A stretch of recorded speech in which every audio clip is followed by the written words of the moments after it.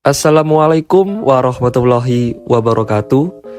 Halo semuanya, kami dari kelompok 2 mata kuliah strategi pembelajaran dengan dosen pengampu yaitu Bapak Dr. Sudarman SPD MPD yang kami hormati.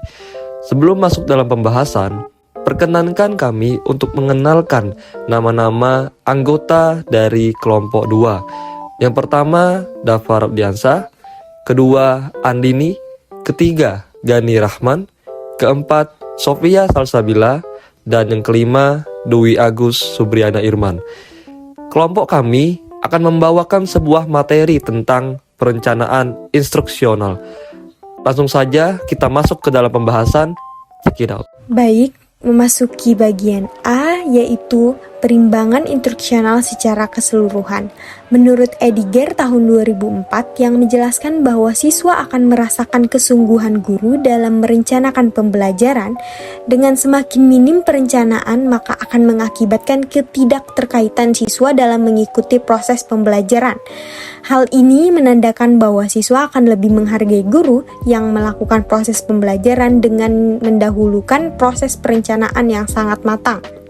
Oleh karena itu, memilih metode instruksional ini bukan pekerjaan yang sembarangan karena memerlukan pemahaman dan latihan, kesesuaian antara metode yang dipilih dengan bahan sajian. Tanpa kesesuaian akan berdampak negatif bagi pencapaian hasil belajar. Dalam melaksanakan proses perencanaan, pastinya terdapat faktor-faktor yang harus dipertimbangkan. Adapun faktor-faktor yang harus dipertimbangkan itu antara lain pertimbangan siswa, pertimbangan dan proses, pertimbangan waktu, pertimbangan sekolah, pertimbangan sumber daya, pertimbangan guru, dan pertimbangan teknis. Selain faktor-faktor yang telah disebutkan, ada juga faktor penunjang lain seperti sumber daya.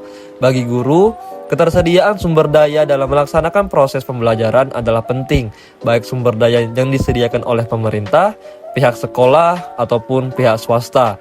Selain sumber daya yang tersedia tersebut, guru juga harus atau dapat mengembangkan sumber dayanya sendiri, contohnya membuat alat peraga sendiri sehingga peserta didik dapat dengan mudah memahami materi pembelajaran. Adapun seperti kurikulum, standar dan tujuan, buku teks, dan sumber daya lainnya yang bisa dimanfaatkan oleh guru untuk dikembangkan. Dan juga ada perencanaan unit. Menurut Walsh, menjelaskan bahwa perencanaan unit adalah yang paling banyak memakan waktu karena harus disesuaikan dengan perencanaan jangka panjang pula. Setelah penentuan unit, maka guru dapat membuat bahan evaluasi dengan subunit tersebut. B. Prosedur perencanaan instruksional. Berikut prosedur perencanaan kegiatan instruksional. Yang pertama yaitu penentuan konsep. Dalam penentuan konsep ini, guru juga dapat menggabungkan keterkaitan konsep satu dengan konsep yang lainnya agar menjadi unit interdisipliner. Yang kedua, pertanyaan dan generalisasi. Pertanyaan yang disusun secara umum dapat membantu dalam memfokuskan pembelajaran di dalam unit. Sedangkan generalisasi adalah pengaitan satu konsep dengan konsep lainnya yang saling berhubungan. Yang ketiga, tujuan dan sasaran. Dalam penentuan tujuan dan sasaran, guru harus menggunakan kalimat-kalimat instruksi dalam pendidikan, seperti pemahaman konsep dan lain sebagainya. Yang keempat, sumber daya dan bahan. Sumber daya dan bahan akan sangat membantu dalam mencapai tujuan pembelajaran yang digarapkan. Yang kelima, membuat kegiatan belajar. Dalam membuat kegiatan belajar, hal yang dapat dilakukan adalah membuat matriks. Matriks diisi sesuai dengan taksonomi Bloom yang ada. Nah, taksonomi Bloom adalah struktur hierarki yang mengidentifikasi keterampilan berpikir mulai dari jenjang yang rendah hingga jenjang yang tinggi. Yang keenam, merumuskan alat penilaian. Alat evaluasi dan penilaian sangat penting untuk dirancang karena berfungsi sebagai ukuran tingkat keberhasilan pembelajaran yang diharapkan. Yang ketujuh, rencana pembelajaran. Di Indonesia sendiri, rencana pembelajaran ditulis dalam bentuk RPP. Yang kedelapan, kegiatan setelah pelajaran, termasuk di dalamnya yaitu mengevaluasi unit dan perencanaan pembelajaran yang telah dilakukan. Baik, di sini kita akan masuk ke dalam perencanaan guru ahli. Nah, di sini menurut MC Ber menjelaskan bahwa guru ahli secara konsisten menerapkan perencanaan pembelajaran yang bertingkat. Rencana ini mengubah rencana jangka panjang yang luas menjadi rencana mingguan atau harian yang lebih detail dan rinci. Di sini juga kita akan membahas mengenai perbedaan antara perencanaan guru-guru pemula dan yang ahli dengan masuk dalam perbendaharaan bahan ajar. Di sini guru senior akan dengan lebih mudah mendapatkan bahan ajar, entah itu dari buku, internet, atau bahkan arsip tahun lalu. Guru senior akan lebih siap daripada guru pemula.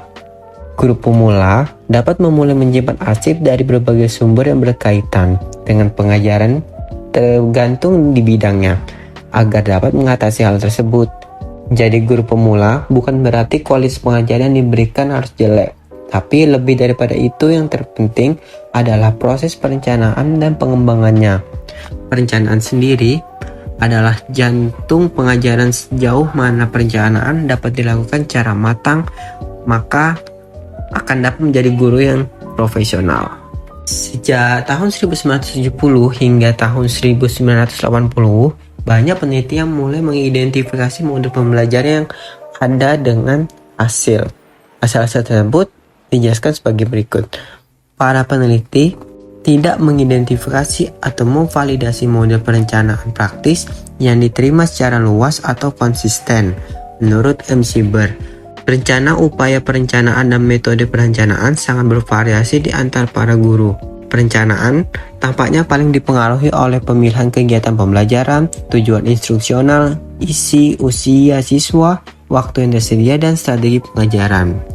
Yang kedua, guru menggunakan berbagai format rencana pelajaran. Waktu adalah kendala pengajaran yang kritis, dan semua guru mengatur blok waktu instruksional dalam pelajaran selama bertahun-tahun, semester, bulan, minggu, dan hari. Yang ketiga, perencanaan berfungsi sebagai panduan untuk bertindak. Rencana ditulis untuk bertindak sebagai panduan selama interaksi instruksional. Dalam hal ini, rencana memberikan dan memelihara rasa arah dan menanamkan kepercayaan dalam pengajaran. Masuk ke bagian 4, di mana guru cenderung membawa banyak perencanaan mereka di dalam pikiran daripada di atas kertas. Karena perencanaan yang ada di dalam pikiran itu tercipta secara langsung dan lebih mudah untuk diterapkan. Yang kelima, yaitu guru jarang merencanakan dalam model linier yang sering didorong dalam buku teks. Ralph W. Tyler 1949 menyatakan bahwa proses perencanaan berurutan dari beberapa langkah. Yang pertama yaitu menentukan tujuan. Yang kedua, memilih kegiatan pembelajaran yang sesuai. Dan yang ketiga, mengatur kegiatan. Yang terakhir, yaitu menentukan proses penilaian. Masuk ke bagian 6 yang terakhir. Guru terbaik menerapkan perencanaan secara fleksibel. Di dalam ulasan Excellence in Teaching, Maribeth Gentinger dan Karen Soitber 1999 menunjukkan bahwa perencanaan untuk pengajaran adalah kunci menuju keunggulan. Artinya, guru harus merencanakan dengan baik agar proses pembelajaran bisa lebih mudah untuk dipahami, sehingga memberikan hasil yang terbaik. Demikianlah penyampaian materi dari kelompok 2 mengenai perencanaan instruksional. Kami meminta maaf jikalau dalam menjelaskan ada banyak kekeliruan. Maka dari itu, kami meminta kepada teman-teman semua untuk memberikan kritik serta sarannya guna menjadi bahan perbaikan kami. Wabillahi taufiq wal hidayah. Wassalamualaikum warahmatullahi wabarakatuh.